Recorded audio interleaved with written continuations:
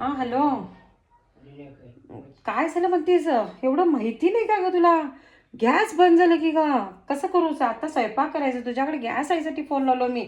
आता काही बोलायला पुरसत नाही बघ. तर काय सांगायचं? गॅस बंद झाले. कसं स्वयंपाक करू सांग बघूया. अजून नाश्ता नाही, स्वयंपाक नाहीये, गॅस सिलेंडर आधी भरून ठेवून घेतलेलं नाहीये. काय करू समजी ना ग. काय तुला अजून माहितीच नाही काय? आत्ता ह्याच्या पुढे गॅस मिळणार नाहीये म्हणाले त्यांनी. 25 दिवस 15 दिवस जाईल असं म्हणाले. तर लई लई म्हणजे काय करायचं समजे ना. गॅस शिवाय स्वयंपाक कसं करणार ग? तुला कसं मजा वाटायला ती. तुझं भरलेलं हाय वाटतं गॅस. हा गोबर गॅस होते त्यांनी तर बचाव झाले सोड. आत्ता आम्ही काय करू? चूल पेटवायची काय? गॅस सिलेंडर नसताना स्वयंपाक कसं करायचं सांग बघूया. रे रे रे रामा रामा, तू काय म्हणतेस? हा मिळणार आहे का? मिळणार नाही. कोणतरी एक्स्ट्रा भरून ठेवून घेतलेलं असते.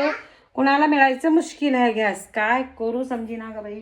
स्वयंपाक नाही, नाश्ता नाही, कुठं हॉटेलमधनं हाणू तर हॉटेल पण बंद झालेत ग. कसं काय करू? काय खायचं काय समजी ना बघ.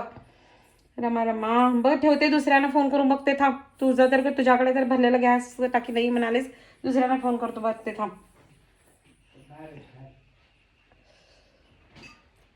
हां हॅलो सीमा. सांग की गॅस टाकी आहे तर सांग की. काय एवढं काय गडबड आहे? एवढं काय गडबड आहे नाही ग. मला गॅस टाकीची गरज आहे.